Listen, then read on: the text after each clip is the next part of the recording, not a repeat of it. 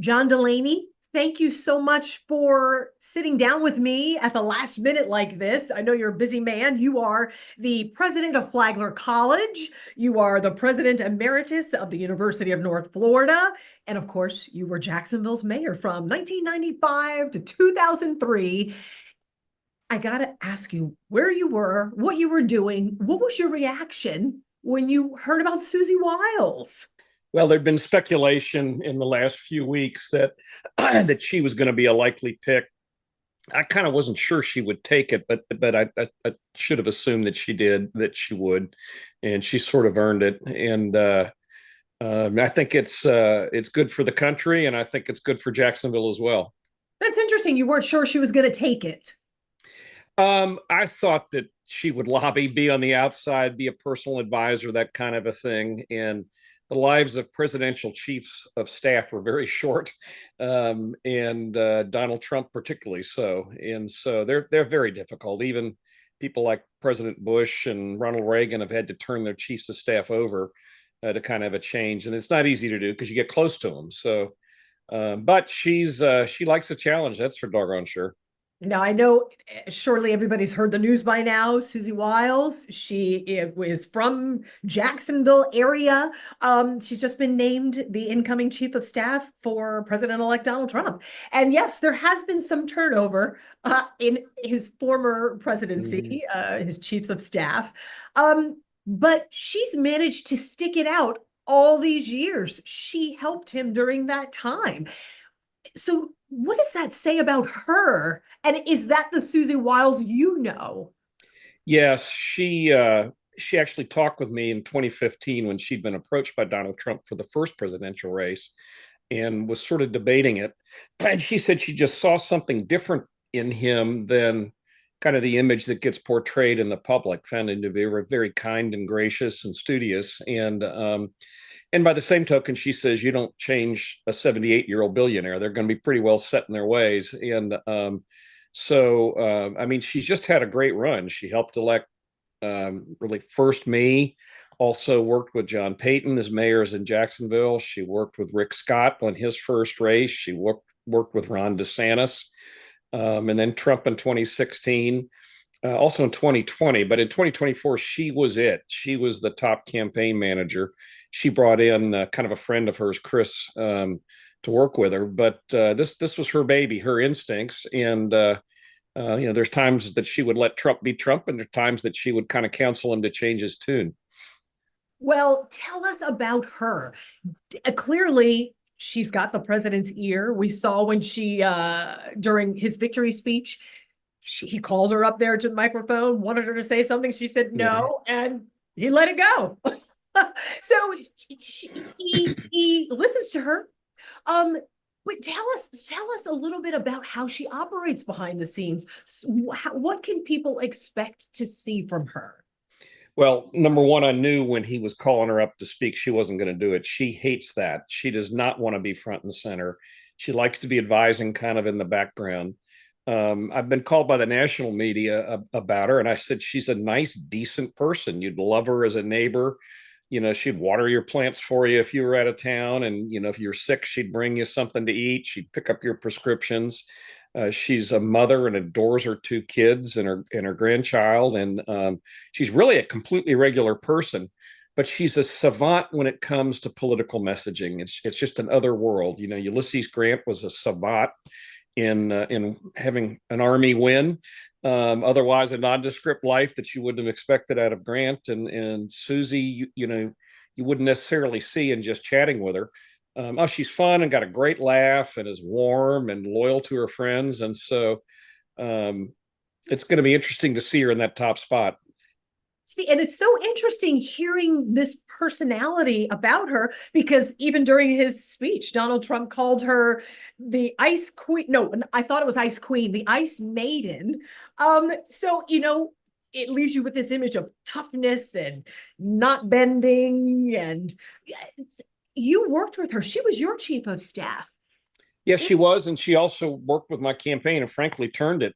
She came in the last about 5, 6 weeks and helped immensely. Yeah, I was startled to hear that label of ice. I guess what he's seeing is that she's calm in the face of a firestorm. And she normally is, no question of that. But she's human too. I mean, I've seen her cry and this kind of a thing. But I would never use the word ice or icy to talk about Susie. She's warm and loving and engaging and friendly. And the local reporters and columnists, I think, that have dealt with her down the decades would say she's very open and honest. She will not lie. She won't fib.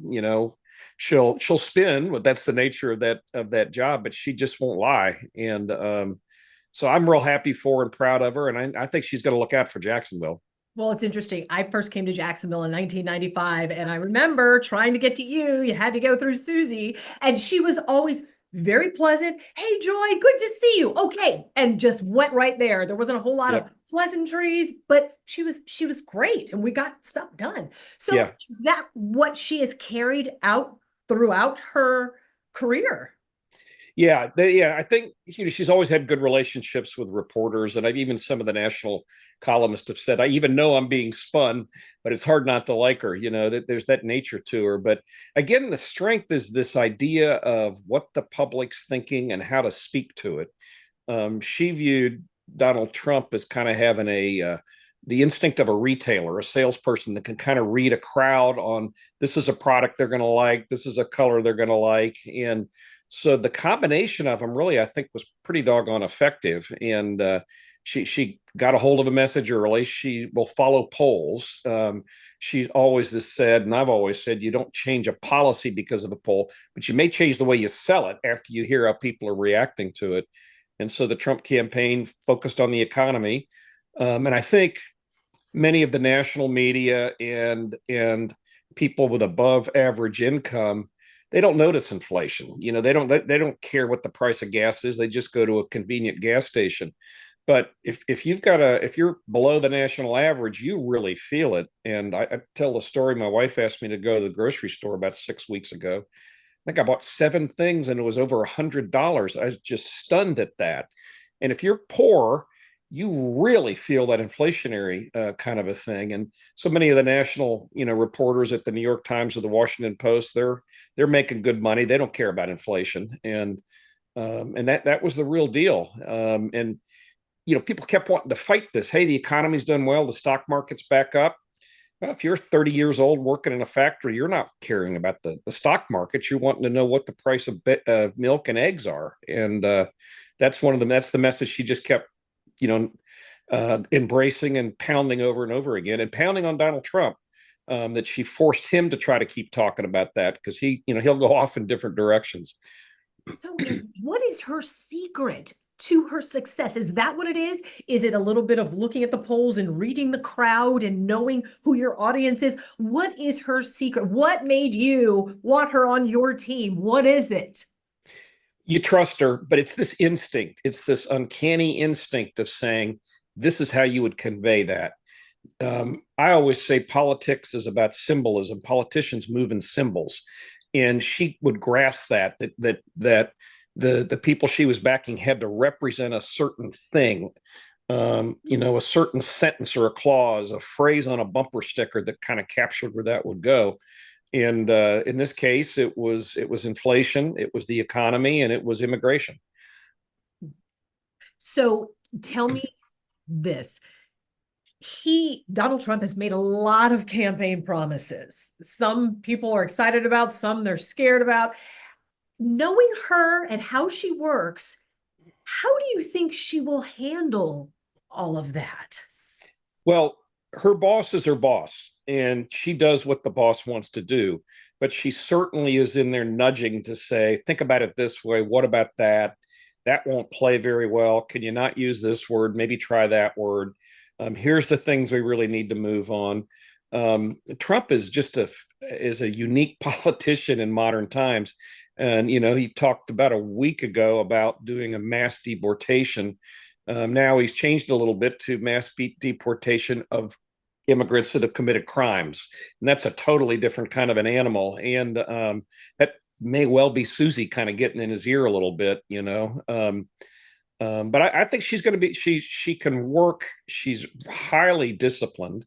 If she needed to be home at 7 o'clock, 6:30 to cook the kids' dinners, she would leave at a time to get her home and get that dinner cooked. And phenomenal multitasker, and she's a church going Episcopalian, and she's not a rock thrower. She's not an extremist. She's very much an old style moderate Republican, but the boss is her boss. So, when they set policy, she's going to do her best to call it out. Tell me, because she is from our area, so to say, she spent so much time here, home here.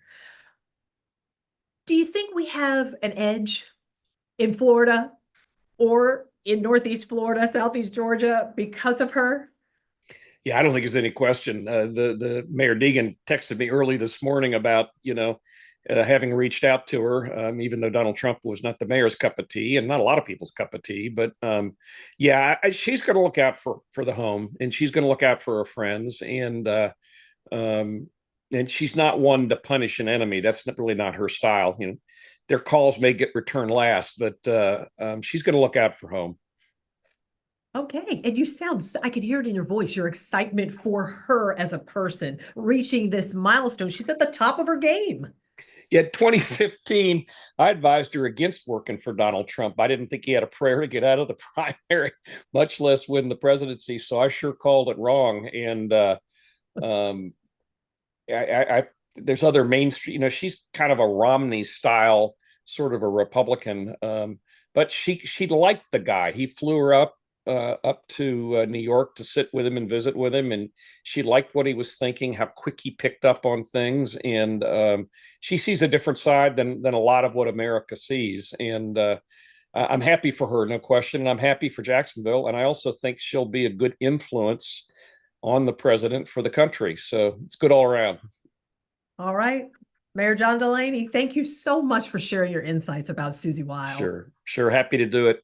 Joining me is former Mayor John Peyton, Mayor of Jacksonville, from 2003 until 2011. 2011, long time ago. A long time ago, and you are, your job now, you are the president and CEO of Gate Petroleum. Right. Yeah. So you're a little busy, so thank you for meeting with me at the last minute like this. It's a great topic. So appreciate it. And I know, you're not big into politics now, but you were excited to talk about Susie Wiles, just named by President-elect Donald Trump as his incoming chief of staff.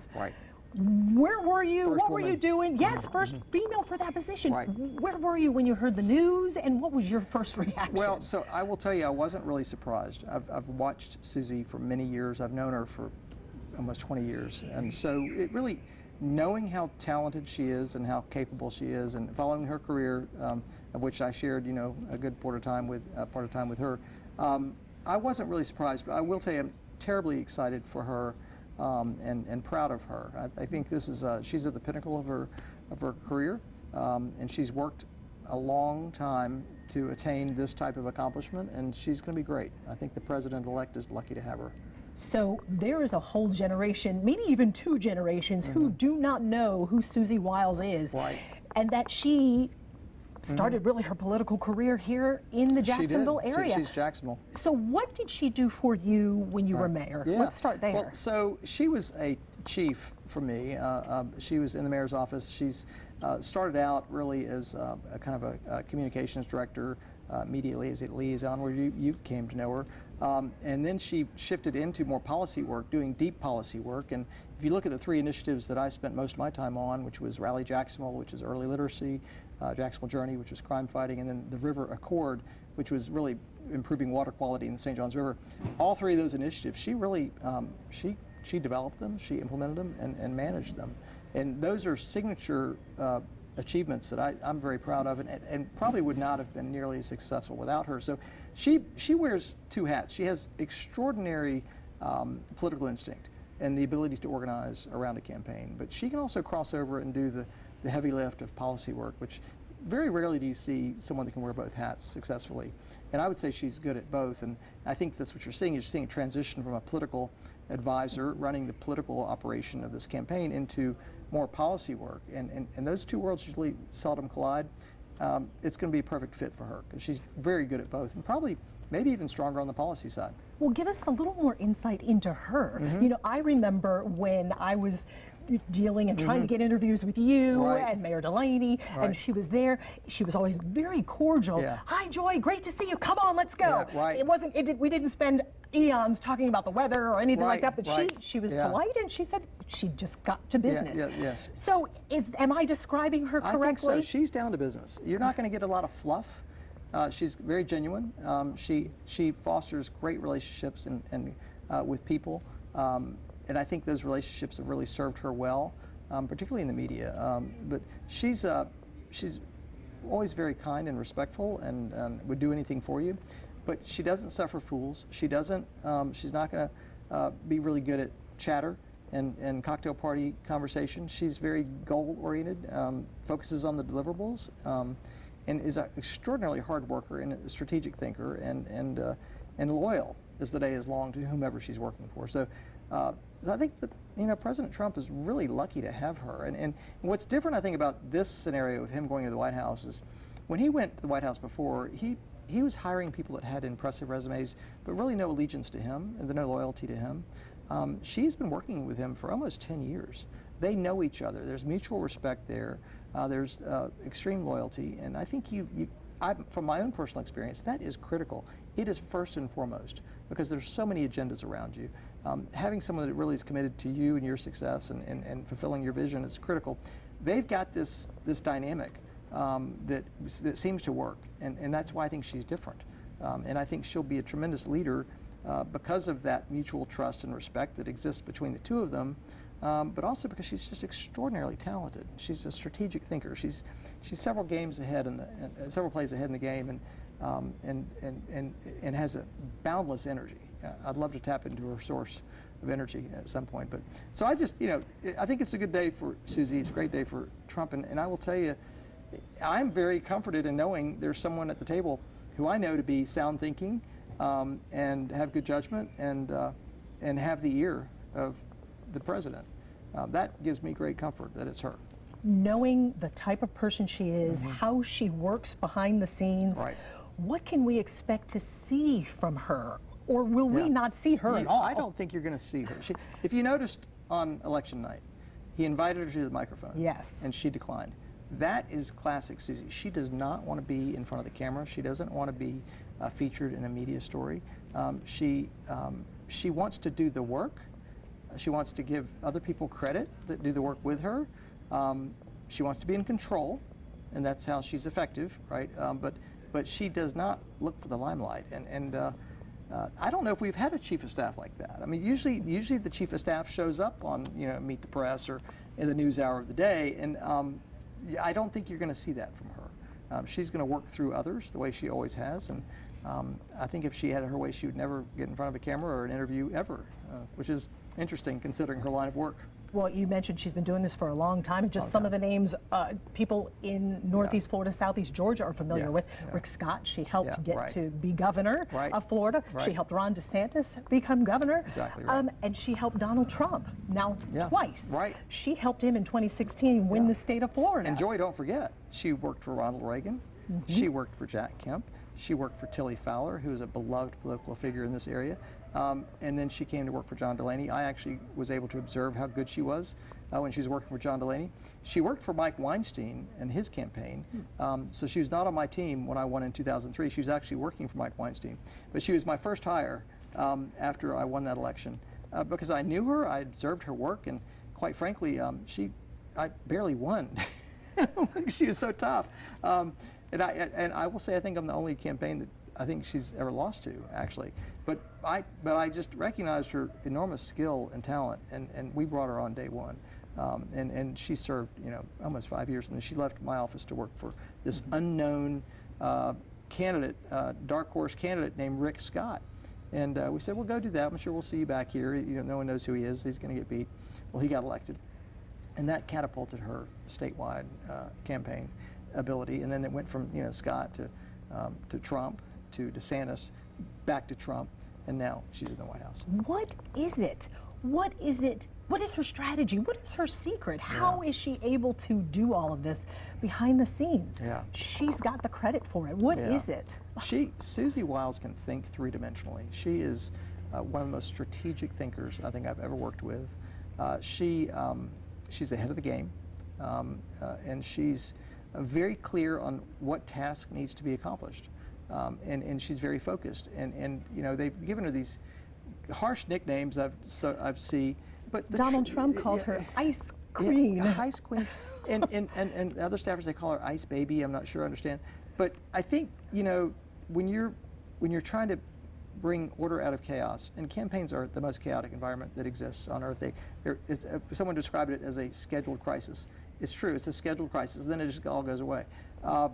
She has the ability to make order out of that chaos by being very focused on the task at hand, and keeping folks on task and accountable for what they're supposed to do. If you go into an undisciplined or unorganized environment and you don't have that focus, I'm sure you develop a reputation for, you know, being a little harder taskmaster when you're trying to change the culture. And that may be what has happened, because my sense is that it was a kind of a loosey-goosey kind of organization with not a lot of discipline or focus, and she brought that to the table. With all of her years of experience, it makes perfect sense that she'd be able to bring that. And with that, you know, comes the titles. You know, she's the tough taskmaster to make it happen, I'm sure. She has the ear of the president-elect. Can we expect her to keep Florida in mind, top of mind, even the Jacksonville area, because she does still have a home here? Listen, she's a Floridian, and she's one of our own here in Northeast Florida, but I think we have to measure our expectations. She has a big job. She's dealing with world leaders and national issues, and to think there's going to be some huge windfall to Northeast Florida because we know the Chief of Staff, I think is unrealistic. I think it's helpful when we know our calls will get returned. If we need something from the federal government, that's probably helpful, but she's got to take a much more global view. And I know her heart's here in Northeast Florida. She's born and raised in this area, and no doubt about that. But I think, you know, she's got a lot on her plate, and she's got a lot to think about. And I know you don't have a crystal ball. You don't know what the future is going to look like here.